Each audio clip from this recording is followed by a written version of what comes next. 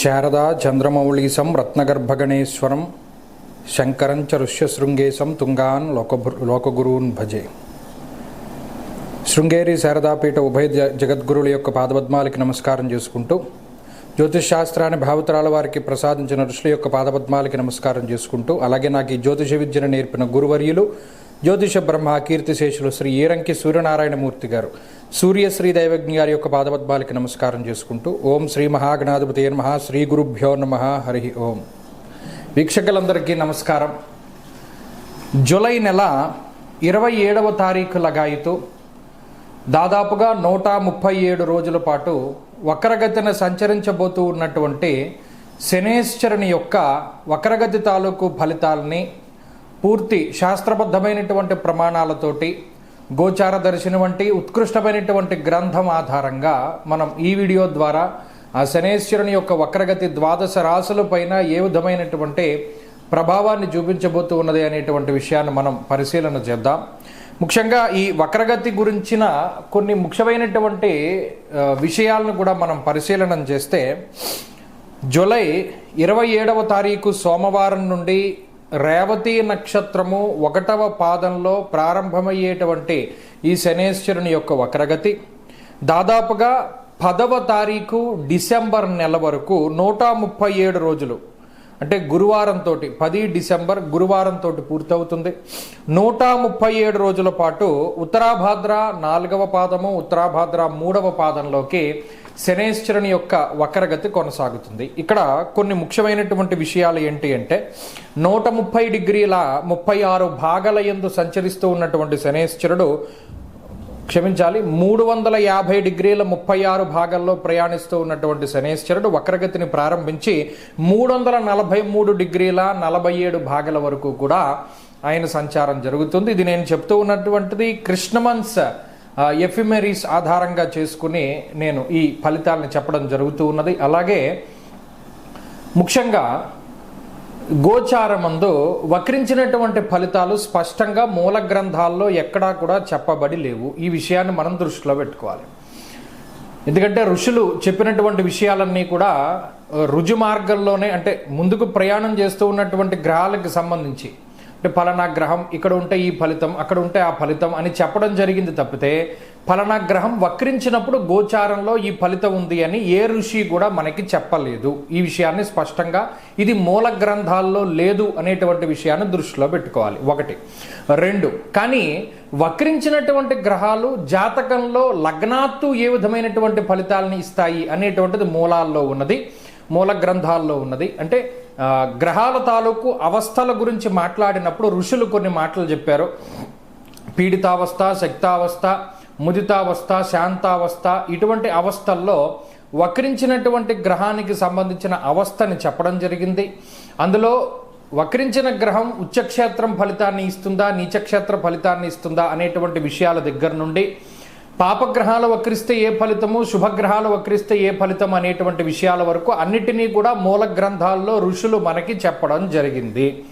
కాబట్టి ఇప్పుడు మనం చెప్పేటువంటి ఫలితాలు లగ్నాధారితంగా కాదు. ఎందుకంటే గోచారంలో ఎప్పుడూ లగ్నాన్ని ఆధారితంగా చేసుకుని చెప్పరు, చెప్పకూడదు.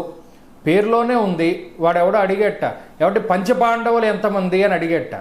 ఏమయ్యా పేరులోనే ఉంది కదా, పంచ అంటే 5, పాండవులు అంటే 5 పాండవులు అని పేరులోనే ఉంది కదా, మరలా అడుగుతావేంటి అని అన్నట్టుగా రాశి ఫలితాలు అని, రాశి అంటే చంద్రరాశే కదా, రాశి ఫలితాలు అంటే రాశిని బట్టి ఫలితాలు కానీ లగ్నాన్ని బట్టి ఫలితాలని ఎక్కడుంది? పేరులోనే ఏమంటే రాశి ఫలితాలు రాశి నుండి వస్తాయా, లగ్నాన్ని నుండి వస్తాయా, పంచపాండవులు ఎంతమంది అడిగినట్టే ఉంటుంది. కాబట్టి రాశి ఫలితాలు అంటే రాశిని బట్టి చెప్పే ఫలితాలు. ఇక్కడ లగ్నానికి తావు లేదు, ఉండదు. అసలు మూల గ్రంథాల్లో రాశి ఫలితాలు ఎప్పుడు లగ్నాన్ని బట్టి చెప్పలేదు, చెప్పరు, ఎవరు చెప్పబోరు. ఎందుకంటే ఏదైనా ఋషిప్రోక్తమైన గ్రంథం ఉండాలి. ఇక్కడికి 2 విషయాలు.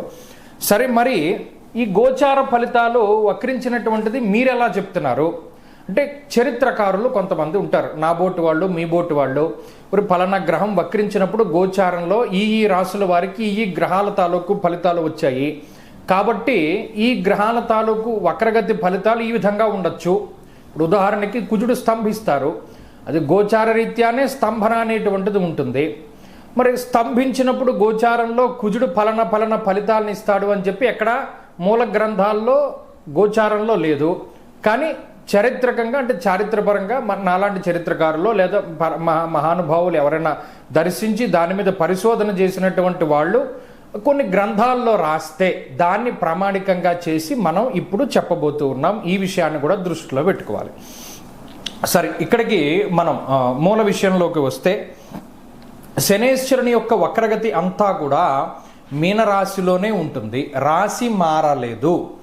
రాశి మారనంత వరకు ఫలితం ఒక విధానంలో ముందుకు వెళుతుంది. రాశి మారిపోతే అంటే కొన్నిసార్లు శనేశ్వరుడు వక్రించి మీనంలో ప్రారంభమై కుంభానికి వచ్చేస్తారు, అప్పుడు ఫలితం మారిపోతుంది. కొంతమంది వక్రించినది మీనంలో కదా కాబట్టి కుంభ ఫలితాన్ని ఇస్తారు, కాబట్టి మేషరాశి వాళ్ళకి ఈయన యోగకారకంగా ఉంటారు అనే విధంగా కూడా మాట్లాడవచ్చును. ఇది వాళ్ళ ఇండివిజువల్ ప్రాస్పెక్టివ్ తప్పితే దీనికి ఆధారం అనేటువంటిది మూల గ్రంథాల్లో లేదు. బహుశా ఏదైనా చరిత్రకారులు వారికి ఆ విధంగా చెప్పి ఉండొచ్చు. కాబట్టి ఇక్కడ అనేక రకాల డిస్ప్యూట్స్ రావడానికి కారణం ఇదే అవుతుంది. మూల గ్రంథాల్లో ఎక్కడా దీని ప్రస్తావన లేదు. ఒరిజినల్గా అయితే మనం చెప్పక్కర్లేదు, కానీ ఇప్పుడు ఉండేటువంటి ఆధునిక పరిస్థితులకు తగ్గట్టు చెప్పవలసిన అవసరం ఉన్నది. ఇక ఫలితాల్లోకి వెళితే, ఇక కర్కాటక రాశి వారి యొక్క స్థితిగతులను చూసినప్పుడు భాగ్యస్థానమందు వక్రగత శనేశ్వరుడు అదృష్టాన్ని కొంత తగ్గిస్తాడు, అనుకోకుండా అవకాశాలను ఇస్తూ ఉంటాడు. ఈ రెండింటినీ మీరు సమన్వయం చేసుకుంటూ ఉండాలి. అంటే మనకి ఫలానాది వస్తుంది అనుకున్న సందర్భంలో రానివ్వడు, అసలు ఇది రాదు అనుకున్న సందర్భంలో వెంటనే వస్తుంది. అంటే క్వైట్ కాంట్రా అనమాట. అంటే మనం ఇది రాదు అనుకుంటే వస్తుంది అనుకుంటే రాదు అనేటువంటి స్థితిని కలగజేస్తాడు. అందుకని ఒకానొక సందర్భంలో ఏమైపోతారు కర్కాటక రాశి వారు, అదేదో సినిమాలో చూస్తారా, వస్తుంది అంటే రాదు అంటే వస్తుంది, ఆ టైపులో మెంటాలిటీలోకి వెళ్ళిపోతారు ఈ వక్రగతి పూర్తయ్యే టైంకి. ఏం మనం అనుకుంటే అవదరా, మనం వదిలేస్తే అవుతుంది అనేటువంటి భావన. అలాగే తండ్రి తరఫు విషయాలు, లేదా పిత్రార్జితానికి సంబంధించిన విషయాలు, లేదా పారంపర్య సంబంధమైనటువంటి విషయాలపైన కూడా ప్రభావాన్ని చూపిస్తాడు. మీకు రావాల్సిన ఆస్తిపాస్తులు, మీకు దక్కవలసిన గౌరవాదులు ఇవన్నీ కూడా మీకు రావడానికి అవకాశాలు ఉంటాయి. అలాగే ఈ పిత్రార్జితానికి సంబంధించిన విషయాలు కూడా ఎక్కువగా మీకు రావడానికి అవకాశాలు ఉంటాయి.